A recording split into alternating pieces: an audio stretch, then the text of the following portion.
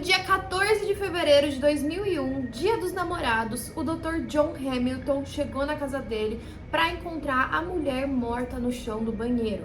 Ela tinha sido brutalmente assassinada no momento em que ele estava no hospital performando uma cirurgia. Mas esse caso, que parecia ser simples de resolver, se tornou uma grande reviravolta. Bem-vindos a mais um vídeo no canal. Se você gosta de conteúdo assustador, bizarro, misterioso, você está no lugar certo. Toda semana tem pelo menos 3 vídeos longos, todo dia tem vídeo curto, então tem muito conteúdo pra vocês. Se você gosta desse tipo de conteúdo, não esquece de deixar seu like, se inscrever no canal, comentar outros temas que vocês querem ver aqui. As fontes e os créditos estão sempre na descrição do vídeo. E bora pra história.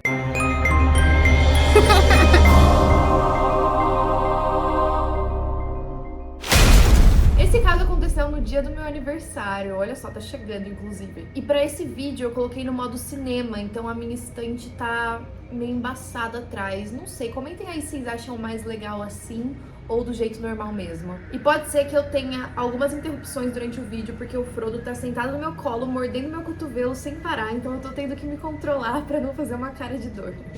O Dr. John Hamilton era bem romântico e conhecido por ser bem investido na esposa dele. Ele era muito rico, ele era médico obstetra e os dois trabalhavam juntos. Ele tinha uma clínica e a esposa, Susan, trabalhava junto com ele. Ele era rico a ponto de dar de aniversário para ela um Porsche. Eles se conheceram em 1985, quando ela tinha 35 anos e ele tinha 37. Os dois já tinham um casamento anterior. Eles se conheceram no aniversário de alguns amigos e os dois já tinham 2 filhos. Então eles tinham várias coisas em comum e logo começaram a se relacionar, porque eles se identificaram bastante um com o outro. Os dois sempre pareceram muito apaixonados, mesmo depois de 14 anos de casamento. E ele sempre presenteava ela com joias caras, viagens e todo tipo de coisa que ela queria. Uma colega de trabalho da Susan descreveu ela como bonita, inteligente e uma pessoa que todos amavam estar em volta. Ela também disse que várias pessoas sempre comentavam que desejavam ter um relacionamento como o dos dois. Eles tinham uma vida bem invejável. O John ganhava muito dinheiro e eles moravam em uma mansão com vários carros muito caros, faziam várias viagens e tinham vários amigos. Mas é claro que com isso também tinham pessoas que invejavam a vida deles. A Susan passava 2 dias na semana na clínica do Dr. John Hamilton, mas ele não era muito querido por alguns grupos anti-aborto da cidade. Ele performava abortos na clínica dele. Então, virava e mexia, tinham manifestantes ali na frente da clínica para que ele parasse com essa prática. E aí, no dia dos namorados de 2001, ele voltou para casa entre 2 cirurgias que ele tinha, porque ele tinha esquecido a agenda dele lá.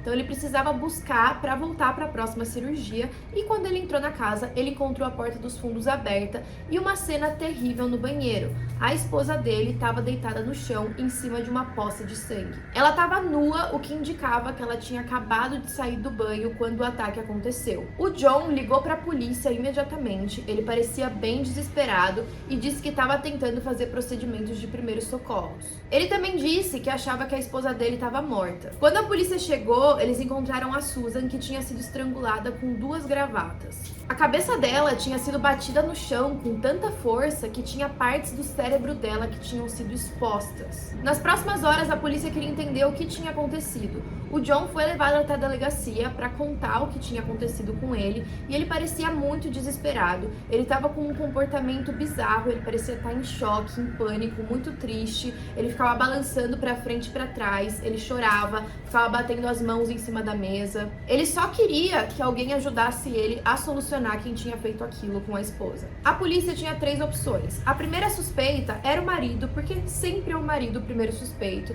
mas eles logo descartaram ele porque sabiam pelos depoimentos das pessoas que foram lá que os dois eram um casal muito apaixonado e que não tinha por que ele cometer esse crime. Eles também pensaram em algum invasor que poderia ter entrado na casa ou então algum membro desse grupo anti-aborto. Até porque só uma semana antes o John tinha recebido um pôster na casa dele que tinha uma foto dele escrito procurado. Esse pôster vinha do grupo anti-aborto, dizendo que queria ele vivo ou morto. Eles também estavam recebendo ligações no telefone de ameaças de membros desse grupo e um deles tinha tentado colocar fogo na clínica uma semana antes também. Além de tudo, o John tinha um álibi muito forte, ele passou a manhã no hospital fazendo uma cirurgia. A primeira cirurgia dele foi às 8 da manhã, ela acabou até que rápido, às 8h30 ele parou para conversar com um amigo, e a próxima cirurgia já era às 9h30 em outro hospital, então ele teve que correr e não teria tempo de matar ela nesse período. Ele foi para casa entre 8h30 e 9 rapidinho, e aí ele teria que estar no outro hospital às 9. Quando ele chegou na casa dele às 9, ele nem teve tempo de entrar porque o pager dele apitou avisando que ele tinha a próxima cirurgia às 9h30. E nesse horário ele já estava de volta no hospital, lavando as mãos e se preparando para a cirurgia. Os médicos que trabalhavam com o John também reportaram que não tinha nada estranho no comportamento dele quando ele estava lá no hospital. Ele parecia bem alegre e normal, como nos outros dias. Às 10h45, quando a cirurgia acabou, foi quando ele foi para casa de novo e aí encontrou a Susan ensanguentada. A polícia então focou em investigar esse grupo anti-aborto, até que eles foram na casa do John e da Susan e encontraram um cartão de Dia dos Namorados que ela iria entregar para ele naquele dia. O cartão parecia um pouco suspeito. Ela tinha escrito: "Eu comprei esse cartão 2 semanas atrás, então eu imagino que não pareça tão apropriado agora, mas eu te amo. Tenha um bom dia, Susan." Isso indicava que alguma coisa tinha acontecido nas últimas 2 semanas para que não fizesse sentido ela entregar um cartão de Dia dos Namorados para ele. Talvez eles tivessem brigado. E aí pareceu que o relacionamento dos dois não era tão perfeito como todo mundo achava. A vizinha da Susan comentou com a polícia que as duas tinham conversado uma semana antes do assassinato e que a Susan comentou que talvez o marido dela estivesse sendo infiel. Isso porque ela notou que ele estava recebendo várias ligações no celular dele que ele não estava atendendo. Ele olhava a ligação e ignorava. E aí quando a Susan confrontou ele sobre isso e perguntou quem estava ligando, ele disse que era só uma ex-paciente que ele estava tentando ajudar. Só que a Susan não deixou isso quieto. Ela via que aquelas ligações não paravam e ele estava meio estranho. Então ela foi pesquisar sobre essa ex-paciente e descobriu que ela era uma stripper em uma casa noturna. E ela percebeu que pelas ligações os dois estavam conversando muito, durante muito tempo ao longo dos dias. Eram cerca de 60 ligações. E aí ela foi falar com o John de novo sobre isso. Ele dessa vez ficou mais irritado com ela perguntando. Ele disse que ela era sim uma ex-paciente e que ela estava tendo sérios problemas e estava pensando em tirar a própria vida. Então ele estava ligando para ela para aconselhar e tentar fazê-la se sentir melhor. O John, inclusive, se sentiu mal por estar fazendo isso. Ele pediu desculpas para Susan caso ele estivesse ultrapassando algum limite, mas ele disse que ele estava se sentindo mal pela mulher. E até então, não tem nenhuma prova de que ele estava tendo um caso. A stripper também foi questionada pela polícia e disse que os dois não estavam fazendo nada. E aí a vizinha mesmo, a amiga da Susan, falou que ela devia estar sendo um pouco paranoica, que ela devia deixar aquilo de lado, até porque os dois nunca tinham tido nenhum problema sério no relacionamento. Só que aí a polícia começou a notar o comportamento do John. Tinha algumas coisas meio estranhas. A primeira coisa que eles notaram foi a ligação dele quando encontrou a Susan morta. Ele falou algumas coisas que não pareciam ser coisas que você falaria quando você tá fazendo uma ligação desesperada para a polícia. É claro que a gente nunca pode julgar a reação da pessoa quando alguma coisa trágica desse jeito acontece. Mas ele mencionou algumas coisas, como por exemplo, eu tô fazendo procedimentos de primeiros socorros, que ele não precisava ter mencionado. Inclusive, ele mencionou isso, mas quando um bombeiro chegou na cena, ele percebeu que o John tava com uma mão no peito da Susan, outra no estômago e tava pressionando pra cima e pra baixo. Parecia que ele tava fazendo os procedimentos de primeiros socorros errado, só que ele era médico, era pra ele saber esses procedimentos. Até a gente, quando faz curso da autoescola, aprende isso. E ele também deveria ter feito respiração boca a boca, mas não tinha nenhum sangue no rosto dele, o que indicava que ele não tinha tentado. E aí, quando a polícia chegou, ele começou a bater as mãos e a cabeça no carro, nas paredes da casa. E aí a polícia começou a questionar se ele não estava fazendo isso para tentar cobrir os rastros dele de ter matado a própria esposa. Porque daí ele mostrava um comportamento meio histérico quando a polícia estava lá, e aí qualquer evidência que eles encontrassem nas paredes ou no carro, eles iam lembrar dessa hora e, em teoria, ia justificar o sangue nesses lugares e ele não ia passar como suspeito. Quando eles olharam o corpo dele, ele também tinha arranhões nos ombros. O comportamento dele na delegacia também era estranho, parecia ser exagerado, parecia que ele estava fazendo uma cena. De novo, a gente não pode julgar como a pessoa vai reagir, mas várias coisas não estavam fazendo tanto sentido. And homicide investigators started to question Dr. Hamilton's unusual behavior captured on videotape just after the murder. He seemed to be out of control with emotions one way or another. He would get upset and start moving back and forth. He would start crying, he'd stop. And that was one of the concerns that I had. It was almost like he was acting. Apesar de tudo isso, ele tinha um álibi muito sólido. Todo mundo viu ele no hospital aquele dia. Só que olhando nos horários das cirurgias, eles perceberam um buraco. Uma delas estava agendada para as 9 da manhã, mas só começou às 9h40. E ela foi atrasada porque o John chegou depois. O paciente já estava sob anestesia e foi nessa hora que eles mandaram um pager para ele, para lembrar que ele precisava chegar. E também uma coisa que não fazia muito sentido é que, apesar das roupas do John estarem ensanguentadas com o sangue da esposa, por ele ter tentado fazer os procedimentos de primeiros socorros, tinha um pouco de sangue que não fazia sentido estar ali, estava dentro da manga da camisa. Como a polícia tinha essas suspeitas, o John foi preso para eles investigarem mais a fundo. Não tinha nenhuma arma do crime, nenhum motivo, então o trabalho ia ser difícil. Todo mundo que testemunhava falava que o John não seria capaz de fazer aquilo. A história da acusação foi que o John teria recebido aquele cartão no Dia dos Namorados e isso teria acendido uma chama ali de raiva e por isso ele voltou para casa para matar a esposa. Quando o John voltou para casa naquele intervalo entre cirurgias, a esposa provavelmente estava tomando banho e o John foi tentar conversar com ela sobre aquilo, mas ela não cedeu. Ele sabia que ela estava pensando no divórcio. Então talvez ele tenha surtado, pegado as gravatas dele no quarto, enforcado ela. Depois, quando ela caiu no chão, desmaiada, ele teria batido a cabeça dela contra os azulejos algumas vezes e depois pegado um objeto bem pontiagudo ou então pesado do banheiro mesmo e batido no golpe fatal na cabeça. Só que ele teria recebido o pager do hospital nessa hora. Ele não teve tempo de limpar a cena do crime. A única coisa que ele teria tido tempo de fazer é tirar as calças e pegar a arma do crime e despejar em algum lugar.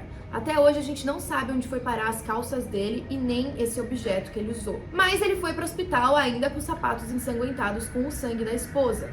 Chegando lá, ele teve que se limpar para fazer a cirurgia e conseguiu tirar todas as evidências que tivessem nos braços ou nas mãos. A Susan também tinha um compromisso naquele dia às 9h30, então ela teria que sair de casa às 9h20. O corpo dela foi encontrado nu e ainda com o cabelo molhado. Se o John não tivesse sido culpado, o assassino teria que ter chegado nesse meio tempo entre o John ter saído de casa ou teria que ter ficado esperando ali do lado de fora o tempo todo. Então não fazia sentido. Como alguém teria sido tão rápido assim? Nas fotos da cena também tinha um pano molhado deixado em cima dessa piscina de sangue. Parecia que alguém tinha tentado começar a limpar, mas desistiu no meio do caminho. E aí a acusação contratou um especialista em manchas de sangue chamado Ross Gardner. Ele examinou todas as roupas que o John Hamilton tinha usado naquele dia e muito do sangue fazia sentido com a história dele. Mas ele disse que os sapatos dele eram suspeitos, principalmente o esquerdo. Os sapatos foram encontrados perto do corpo e o expert conseguiu avaliar uma coisa que eu acho genial. Parte de dentro do sapato e a frente estavam em movimento quando o sangue estava jorrando e caindo em volta. A maior evidência é que dentro do carro do John tinha sangue, cabelo e pelos. E também tinham pedaços de carne da Susan no volante, na porta e também no banco. Os investigadores determinaram que isso no carro aconteceu na hora que ele saiu da cena do crime e foi em direção ao hospital, parando no caminho para jogar fora a arma do crime. O John explicou que tudo aquilo estava dentro do carro dele porque ele estava fazendo os procedimentos de primeiros socorros. E quando ele ligou para a polícia, ele não percebeu que o carro dele estava bloqueando a entrada da casa. E aí ele disse que ele parou os primeiros socorros que ele estava prestando para a esposa, entrou no carro e estacionou o carro do lado de fora.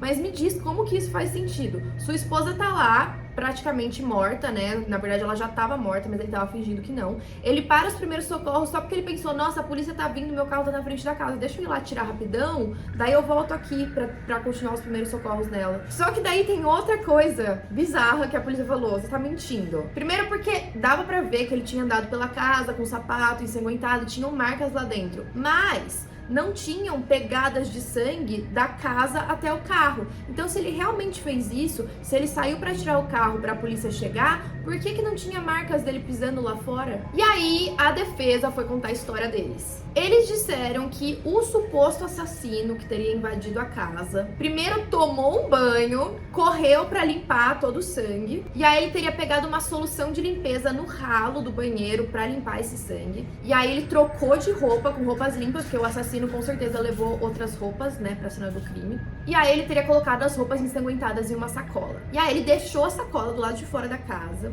ligou o aquecimento da casa pra evaporar qualquer gota de água que tivesse dentro do chuveiro, pra ninguém perceber que o assassino tomou banho. E foi isso, foi essa história. Mas é claro, daria tempo de acontecer tudo isso em 20 minutos. Existem evidências de que vários itens foram tirados e mudados de lugar na cena do crime. Então foi essa história que a defesa conseguiu inventar pra tentar inocentar o Dr. John Hamilton. E aí a defesa sabia que essa história não estava parecendo boa, que era uma viagem total. Então eles decidiram contratar o próprio especialista em marcas de sangue pra testemunhar a favor do cliente deles. O nome desse especialista era Tom e ele era reconhecido como um dos maiores especialistas nessa área. E aí o depoimento dele até que tava ajudando o John. E aí no final do testemunho desse cara que analisa marcas de sangue, o promotor perguntou se tinha alguma coisa que os investigadores e a polícia não tinham pegado na cena do crime que ele desejaria acrescentar. E aí o Tom disse que sim. Ele disse que tinham algumas gotas de sangue que não foram faladas, nem mesmo mencionadas. No caso, as marcas que estavam dentro da manga direita do John. Ele disse que para o sangue ter entrado dentro da camiseta dele, o sangue tinha que estar em movimento.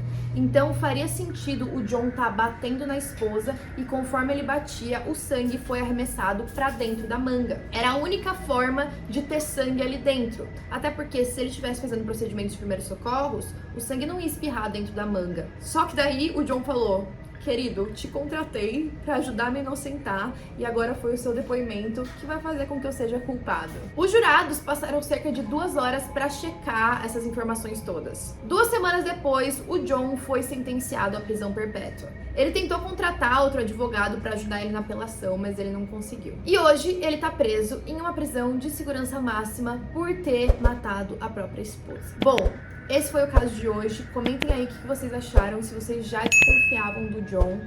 E até a próxima.